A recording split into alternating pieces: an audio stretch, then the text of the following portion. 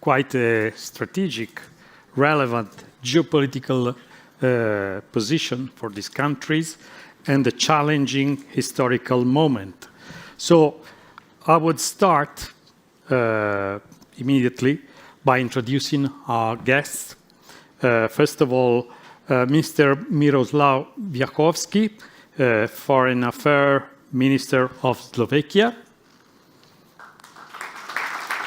Welcome.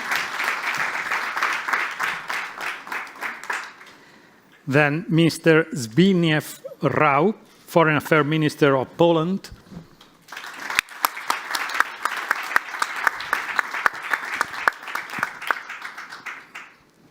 Welcome. And Kersti Kaljulaid, who served as the President of Estonia from 2016 to 2021.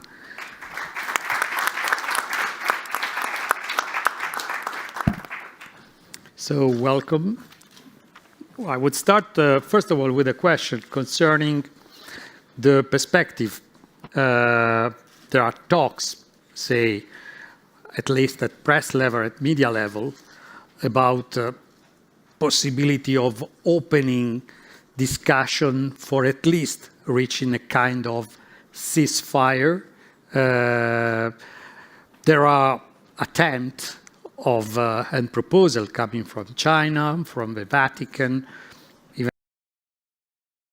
has a clear political situation after the victory of Erdogan could play a role there.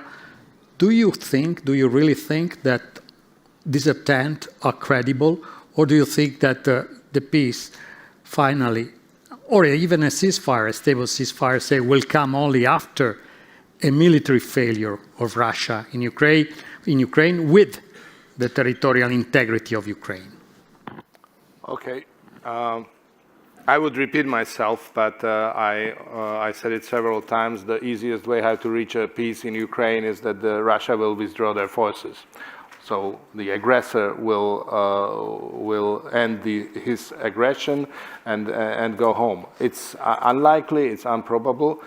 And you mentioned several attempts to reach the peace or to find a peace solution, but you forgot important one, which came from President Zelensky himself, called Zelensky's peace plan, which I would support, because I think what we need here, it's not just peace, but just peace. Means that this will be the peace which will recognize the aggressor, will punish the aggressor, and will somehow help the victim. That's what we should aim for. That's how the international law should work and how the international relations should work. Yes?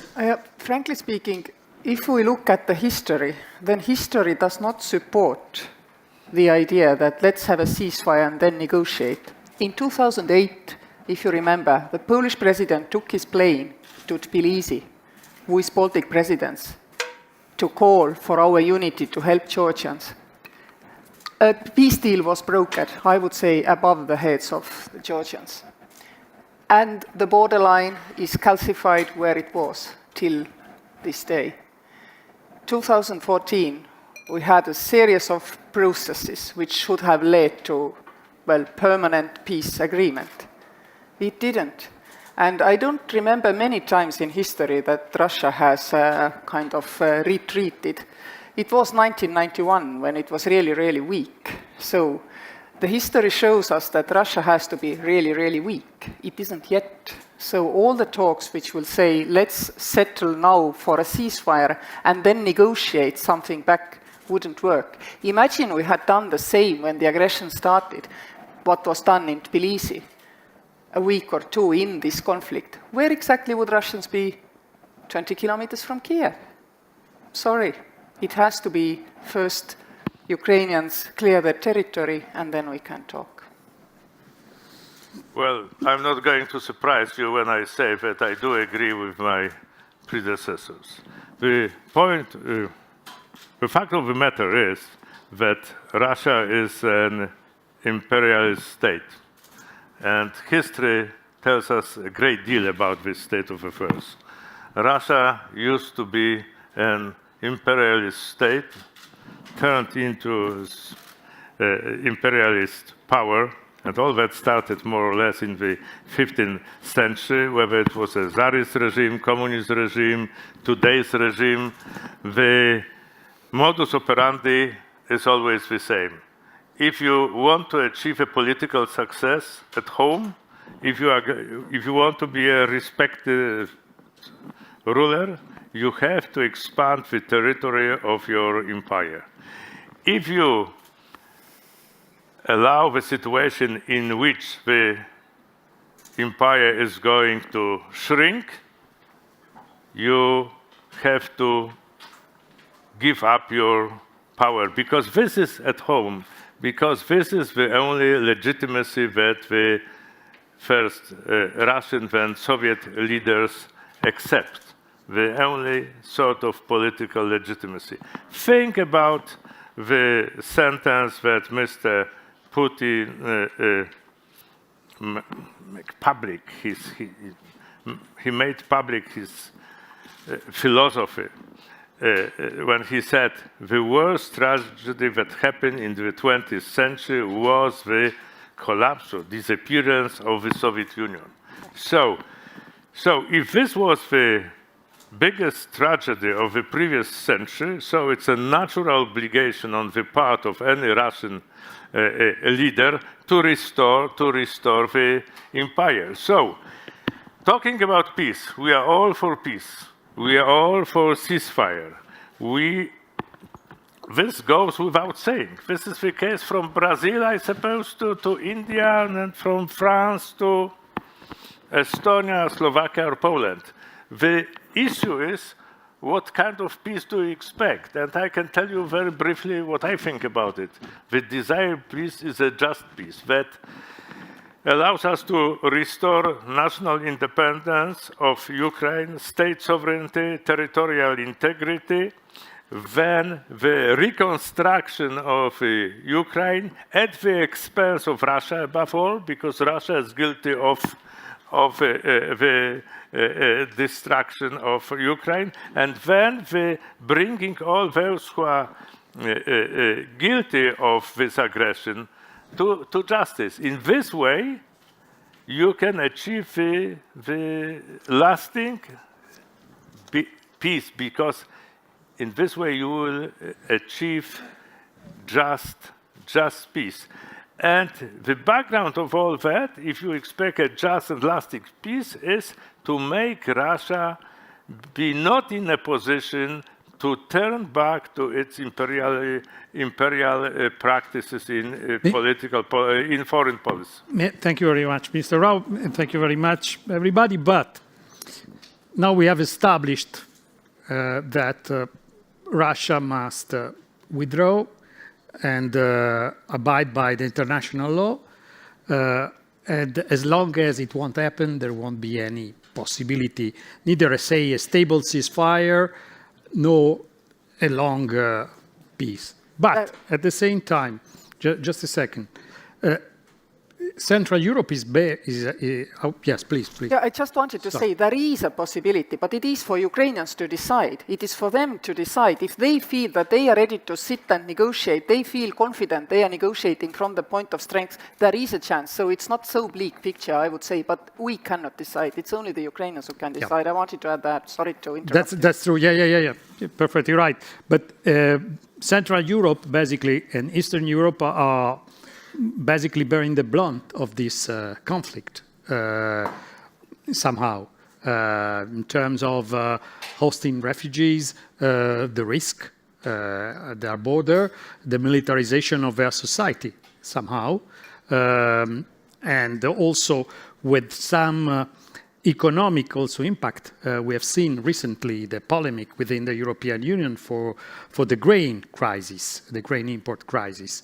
So how long do you think your societies will be able to go on in such a kind of emergency situation? Are they really understanding that there are other priorities then that maybe impose some sacrifices? Well, first of all, it was not our choice. It was imposed upon us, the situation, because of the Russian aggression. The burden which we have to take on our shoulders was put on them by Russian aggression.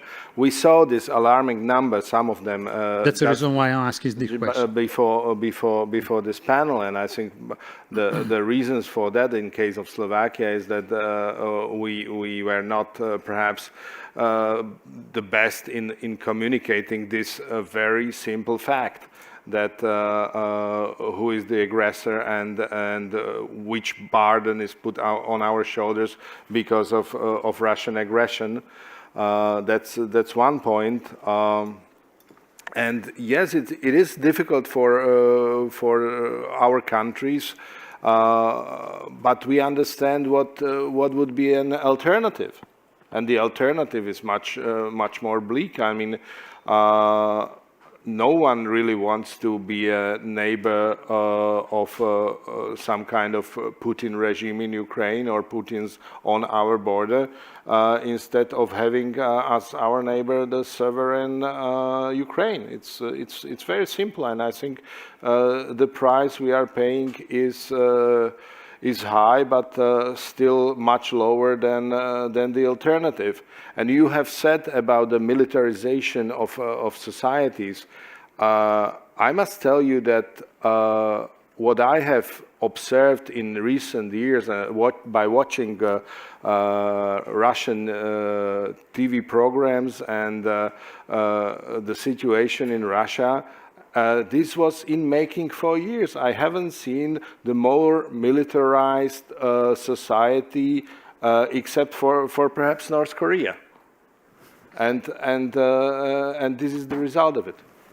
I've asked this question from my West Berlin friends. Did they feel like living in a militarized country during the Cold War? No, they did not. I mean, being able to defend you adds to the security and the feeling of security of people. So the more NATO presence in eastern flank, the better. And I noticed that GLOBSEC survey organizers have correctly recognized Estonia as a Nordic state, so it was not in the table. But I can tell you that there is one party in Estonia, our alt-right, who tried to make some noise about it being a problem that 5% of our population are now Ukrainians. They lost in elections because of that. This was the single element where they lost their electorate, because Estonian people believe we have to help Ukrainians to win this war, and we have to sustain their people, if necessary, in our country to make sure that men can freely fight knowing their families are safe in our country. This is the strongest opinion in Estonia. And I believe it's also in Poland the same. Poland, that, by the way, is apparently, according to what is being said, is called to become a kind of fortress in Europe. A little bit what was the role of Germany, West Germany during the Cold War. The military spending, for instance, of Poland is growing, and it's playing a relevant political role now, the country, in the security of Europe. Do you agree with this point? Do you think that... Look, I would say, first of all, that as far as even referring to your survey, I can say that Polish society considers the defense of Ukraine something not only politically correct, but absolutely crucial, even something that we can describe as our existential choice. You see, in the 19th century, when we were deprived of our independence and you couldn't find Poland on the map of Europe, Polish patriots came up with this kind of motto, for your freedom and ours. So we were well-known freedom fighters in Europe. The point was in the 19th century, and especially also in the 20th century, that we were ready to fight for freedom of others, and the others were not very often ready to fight for our freedom. And now, what we experience in this war is that there is a country, namely Ukraine, that in fact is fighting for our freedom, whether it's freedom of Slovakia, Estonia, and Poland. So if you are asking whether Polish society is supporting our efforts to provide Ukraine with everything that Ukrainians think is necessary for very effective defense, so I can tell you that around 90% of Polish society is ready to provide Ukraine with this kind of support. When you are asking about the role that Poland is playing now on the eastern flank, certainly we believe as a NATO ally that the level of military spending in the alliance should be at 2% of GDP, but it should be, let me put it this way, the floor rather than the ceiling. And this is the reason why we believe it's correct to spend right now slightly more than 4% of our GDP in this year, but nevertheless more than 3%. Because I suppose that the very notion of an effective alliance is to consider ourselves, and I think that this is also the case. It should be the case with any other country, a NATO member. Consider ourselves not as only the recipients of security, but also as providers of security. That's the reason why we decide to spend as much, because the philosophy behind it is that others are going to help you, provided that first of all you have to be in a position to help yourself, defend yourself first, and then defend others, your neighbors too. This is very true concerning not only Poland, other Central European country where we have been seeing anyway a dramatic increase of military spending, for obvious reason, of course. At the same time, do you think that you have enough understanding and support from the other European partners when it comes to the European Union? And also, many of them are also NATO partners, your NATO partner. Do you think they understand you completely? And do you feel that they are supporting you? Or there is always some ambiguity or something that is not clear when it comes to European councils or a council of ministers or NATO meetings and so on and so forth? I mean, let's take statistics. There were 9 member states who exceeded 2% or more last year in NATO. So not all, obviously, are spending yet even the 2%. I mean, Slovakia says this year it will be above. Last year it was slightly below. We are prognosing at 3%, but because economy is doing worse, I think it might end up to be even more than 3% of the GDP. You know, I am a market economist. Market's always right. And if I look how reluctantly the industry is investing against the bet that there will be long-term need for ammunition, cannons, tanks, etc. Initially, I thought that the industry has gone lazy, just looking for guarantees everywhere and so on. But in the year which has passed, the more I talk to them, their prediction is that the willingness to spend more on military equipment is short-lived. And it might be over as soon as the war is over, or soon after that.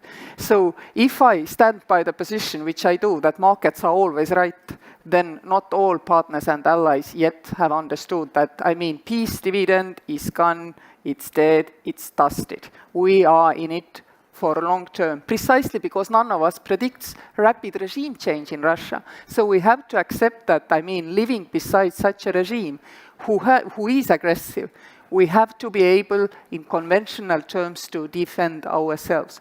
This is where we need to achieve. And it's a horrible thing to say, but from purely technical viewpoint, the longer the war lasts in Ukraine, the more chance we have that everybody drives it into their brain. Horrible thing to say. I want the war to end today, but I need that we all understand we are far from everybody yet on the same page. Minister? Well, I suppose that you are raising the fundamental issue here, because within the NATO alliance, we always talk about unity. The trick is that we are all for unity, because without unity we cannot do anything together and also in the most effective way. By the way, the thing that Mr. Putin is certainly dreaming of is the lack of our unity. So this is, I suppose, this is also an important incentive to keep our unity. But when we ask about it, so the question is, what kind of unity you are satisfied with? We can be, well, we on the eastern flank are certainly not satisfied with unity of which have United in weakness, you mean? No, it's not a matter just of weakness. It's more a matter of not doing anything. Yeah. Just unity that is, in fact, a mental and political stagnation. It's okay as it is. We are not going to do anything, just show our unity at the lowest common denominator. So we on the eastern flank think about it in a different way. We have to meet the challenge. And those of us who are most sensitive to this challenge, given our geopolitical situation, given our historical experience, and so on, we feel obliged to set the agenda to make this unity simply dynamic, to make it to meet the challenges. Take, for example, Poland. We have managed to build a tank coalition. We decided to send first the fighter jets, and so on and so on. So it's a matter. The last sentence. I would like to talk about the weaponry. Yeah, after. but it's a matter of showing the goal to which we should all go in order to achieve it. So this is the dynamic kind of unity that NATO really and also the European Union needs. Thank you, Mr. Wlachovský. I would like also to say one thing before, sorry. This is true for the Baltic countries and for Poland. For Slovakia, the situation is a little bit different, considering the figures that we have seen and the situation, how the Slovakian people are seeing this conflict, say. Look, what I wanted to say is that European Union and NATO vis-à-vis the Russian aggression, and especially European Union, overcome the expectations. I think what we have seen in the last year was a strong presentation of unity, and I must say that in some cases even the flexibility and the speed of the decision was a nice surprise. And when we are talking about numbers and about people, I think there is an important word which is called leadership. And the leadership means that you lead despite the numbers, and you have to find a way how to convince people. That's really important. But here in this country, the government took important decisions because they thought, and I agree with them, it was right thing to do. Basically, that was it, and it was in the interest of not only Slovakia but the whole region. Not really popular decision according to the figure. Well, there are many unpopular decisions which must be made, and this might be one of them. But I'm proud that we were able to do them, and I think it's not difficult to make tough decisions when everybody agrees. It's difficult when a lot of people disagree to make a right decision.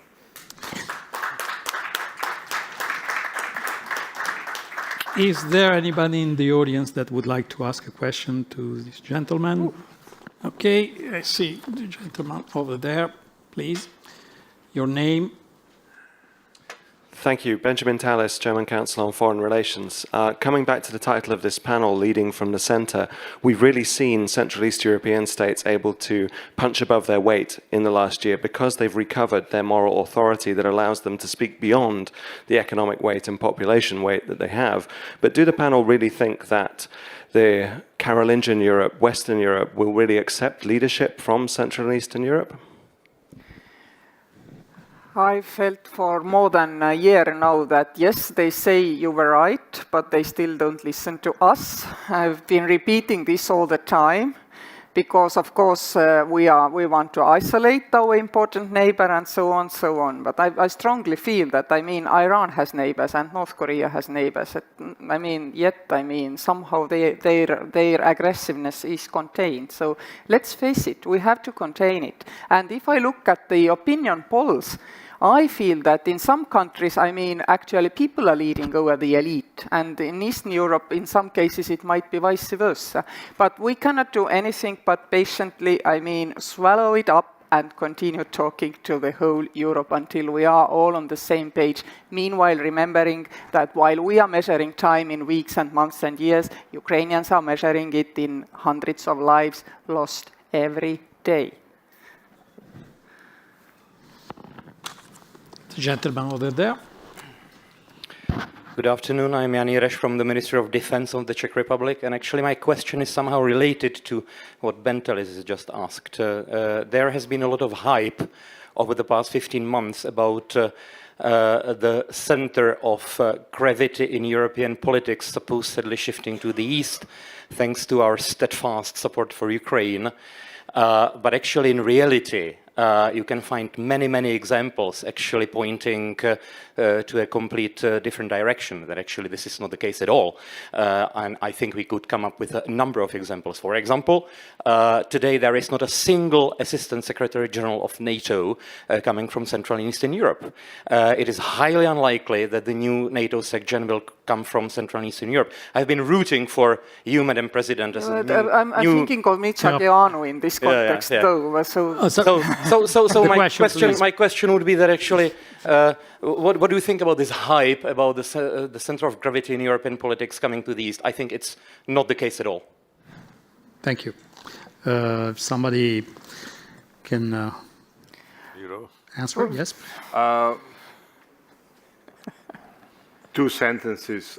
First one, I think the hype is a recognition of the fact that Central and Eastern European countries were leading when it comes to the Russian aggression in Ukraine. The second, you are right that it's not reflected in the positions in key bodies, including NATO, and I'm upset about it. Put it this way. I think it should be reflected, but also when it comes to the whole issue, who will lead? I mean, there are certain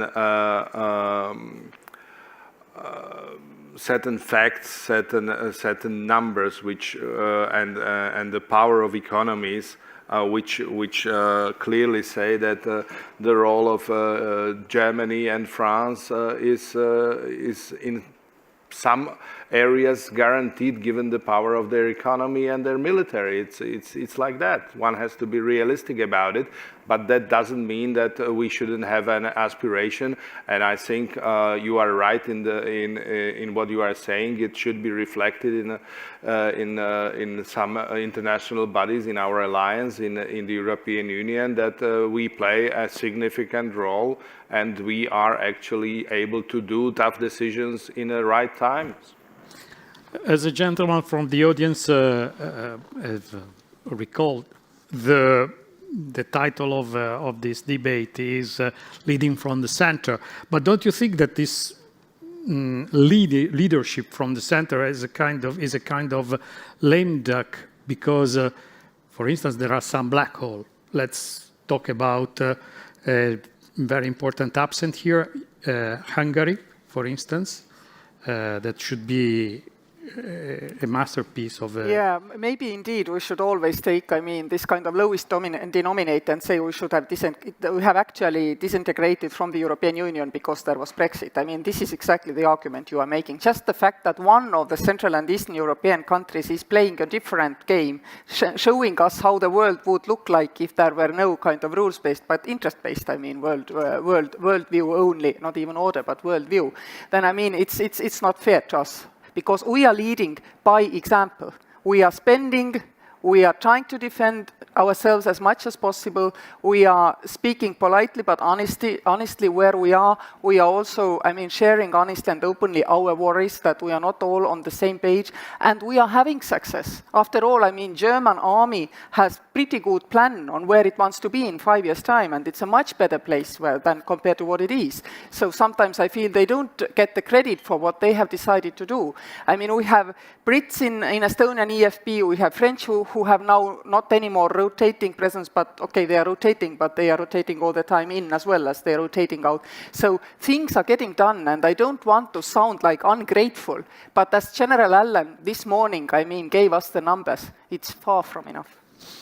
And because in the European Union anyway, Hungary, when it comes to other issues that are not related to security, is a kind of good support for the position of Poland when it comes to the civil rights and rule of law and this kind of issues. So let me just try to answer to your previous question and the question that the gentleman from the Czech Foreign Ministry asked. I do agree with Madam President that first of all, we have to lead by example. And we are doing this very, very well. The best indication of that is that others, those who are at the time of Russian aggression against Ukraine, were lagging behind. They are coming to our position and not vice versa. So this is what I think means leading by example. And indeed, in this way, we are, as I tried to say before, we are setting the agenda in terms of, for example, military support for Ukraine, which is obviously a process. But here, you are touching upon more fundamental, also moral and political issues, because it's supporting Ukraine, opposing Russia. These are not technical or military issues. They are most fundamental issues. We are asking the question, where are we together? How should we react to the developments taking place outside our European or transatlantic community, and so on and so on. Then the issue is how we should treat one another within, for example, European Union, the question the gentleman asked. And just to try to ask your question. Of course, if you take a look at the members of, say, the officials from our part of Europe in the international institutions, whether in the European Union or in NATO, certainly we are underrepresented there. Are we happy with that? We are not. do we have any right to expect that, given our polite moral appeals, those who enjoy the status quo will change their position? Certainly not. But first of all, we are aware of the fact that we could do better. So in politics, we are all politicians. What is to be done? To join forces, to argue, to enter transactional politics, and so on, and to be active together, because we have the same problem, so to speak. That's the only way. You just think about on the conditions under which we joined the European Union, okay? Are we stronger now? Certainly, we are stronger politically too. Think about all these formats. V4, is it working perfectly? Do we have controversies within it? Sure we have, but think about B9, think about Free Seas Initiative, think about our formats. So all that indicates that we are coming together with our own agenda. Are we going to lead in the same way Germany wants to lead Europe? Certainly not, especially not we in Poland, because we believe in something very fundamental, that all EU member states are free and equal in the same way, and the interests of each and every of us should be represented in the same way. But is there a way to, as I say, to show the agenda? Yes, it is. Thank you, Minister. Well, I was about to take a question from Slido now. It's about, but it is gone, unfortunately. It was about the 2% of spending. The question was about the fact that is it logical to still talk about the strategic autonomy of the European Union when a lot of countries are not reaching the 2% of their spending? So the military issue is not a priority for them. I would concentrate on European capabilities to act in a difficult situation and to defend and to put military muscles where it's needed. And this is the fundamental question, and I think we have certainly a way to go, and it also includes the military spending and beefing up our capabilities. It's for me, it's not about the structures. For me, it's about the capabilities and capabilities to act when it's needed.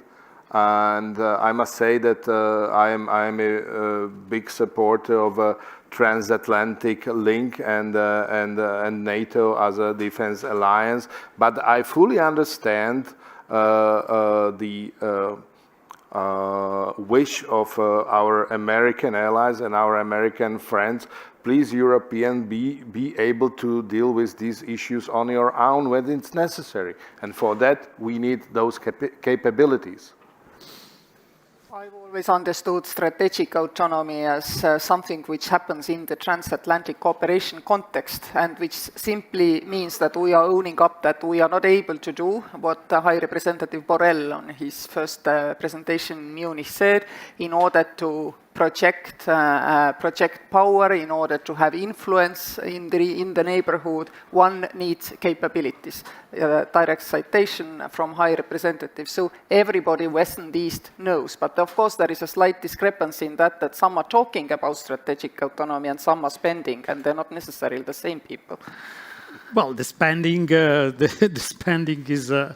I guess the question was coming from Slido, but I guess that the idea was anyway strategic autonomy vis-a-vis NATO, and so the United States. I guess that for your countries this is not a real insurance, life insurance. But I've never heard it this way spoken also by those who invented the terminology. I've never heard, let's say, Nathalie Tozzi or Emmanuel Macron or Federica Mogherini to say this is what we are doing in order to be more not more independent from US. They've always said we are doing this to be able to support US global ambition to defend the free world, but we have to be able to do something ourselves.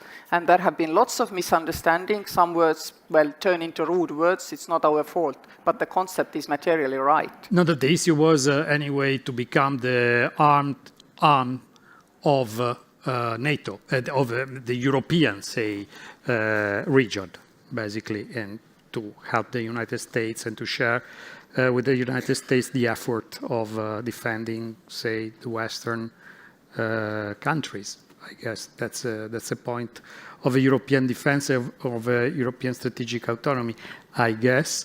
Yes, I have a question from the audience over there. Yes? Microphone, please. Yeah, you need a microphone. Yeah. And then I will ask the last question from... Thank you very much. I'm Lily Bayer from Politico. I have a question for Minister Rau. So Poland has been at the forefront of advocating for integrating Ukraine more into the EU. But if Ukraine does eventually join the EU, that would have really huge implications for the EU's long-term budget, especially for cohesion policy and for the common agriculture policy. So I was wondering, from a Polish perspective, is that something you're already preparing for and thinking about? Thank you. Thank you. I can tell you that we in Poland believe that the future of Ukraine is both in NATO and in the European Union. And we are very happy that Ukraine got, following our efforts, Polish efforts, got the candidacy status. Now, when you are asking about the costs of bringing Ukraine into the European Union, the level of spending that is going to be applied to all the EU member states, I can only tell you that I'm absolutely sure this kind of debate was going on before we joined. All of us here, before we joined the European Union, and at that time we were absolutely sure that it was the right thing to end the negotiating process and admit us. And in the same way, when we are already in, we think about the candidacy of Ukraine. This is, quite frankly, the only way to handle this problem. And also, we think the same, at least in Poland, the same about the Western Balkans for many, many reasons. But I would like to refer just to one of them. You see, if the European Union believes that it is a global player responsible for the geopolitical situation in the world, and if it considers itself a defender of the values of the free world, it cannot stay indifferent to the situation in its backyard, right? So if we don't meet, for example, our partners from Western Balkans, we just give this region to those who are not going to ensure the victory of European values. And this is exactly the same with Ukraine. So I suppose I can add, although, that when Ukraine is already in or earlier, we believe strongly in Poland that also the door will be open to a new democratic Belarus too. Yeah, Minister Rau made a moral argument. I will make a poor economic argument. Free seas nations are the more dynamic part, constantly growing quicker than the rest of the Europe. And I believe that, well, I don't believe, it's a fact that the whole European GDP, therefore, is bigger than it would have been otherwise. I mean, having no limits to access to the cost-effective solutions, let's say it this way, in Eastern Europe helped everybody in Europe to have a quicker, faster growing economy and get richer. Ukraine is 40 million well-educated people who will join the European Union market, and I am quite sure that we all will benefit from this also economically. Despite, yes, indeed, there will be initial loss of cohesion money because the average income level will drop, the same exactly like it was for Spain and Portugal, for example. They overshot a little bit with their budget spending thereafter, had troubles. We tried to do better there, but indeed, I mean, finally everybody wins. Following this, according to you, do you think that the most practical way to reconstruct Ukraine, would it be a Ukraine in the waiting list to join the European Union, or to start the reconstruction with a Ukraine within the European Union as a member, from a purely, say, practical point of view, and if it's politically viable or economically viable? What do you think? This is the question for the three of you. Well, I'm... Sure, please. Yes, try to be short. Fact is that for Ukraine to join the European Union, the leaders of the European Union have to be able to tell to their companies and businesses, invest there like you would invest in your own country. The economic environment is the same. Your investment is protected the same way. The rule of law is established the same way. This has not been the case in Ukraine before the war, and I hope they can quickly overcome the difficulties which they had before, and then, of course, they can join. Because EU is an economic union, we have also this aspect. We cannot just politically decide, come inside, we'll reform afterwards, because we have to give this message to our businesses, go and invest there. Please. Yeah. I really strongly hope that we will start with reconstruction of the Ukraine before they join the European Union, because I want to start the reconstruction of Ukraine really quickly. The precondition for that is the war will end, and in the meantime we have to prepare, and we have to find a way how to find the best way how to help them to reconstruct their country.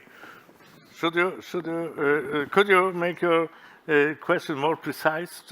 I was just asking if, according to you, it's going to be more practical from a political point of view and an economical point of view to start the reconstruction with Ukraine within the European Union, or with the Ukraine in the waiting list to enter the European Union, in terms of, say, EU laws, EU regulations, single market, cohesion funds, and all these kind of things. Quite frankly, I suppose the best way to proceed is to launch these two processes in a parallel way. Double track. Double track, yeah. Indeed. Thank you very much. It was a very interesting session and panel. So we are at the end. I thank Miroslav Wlachovský. I hope that my pronunciation was not so bad. Zbigniew and Kersti Kaljulaid. Thank you very much. And now, for everybody, you can go to the refreshment. They are in the lobby. And the next session is on the Danube stage.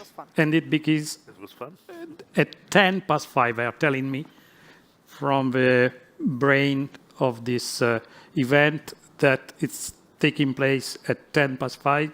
At 5:10. Okay? Thank you very much for following this. Thank you. Thanks a lot.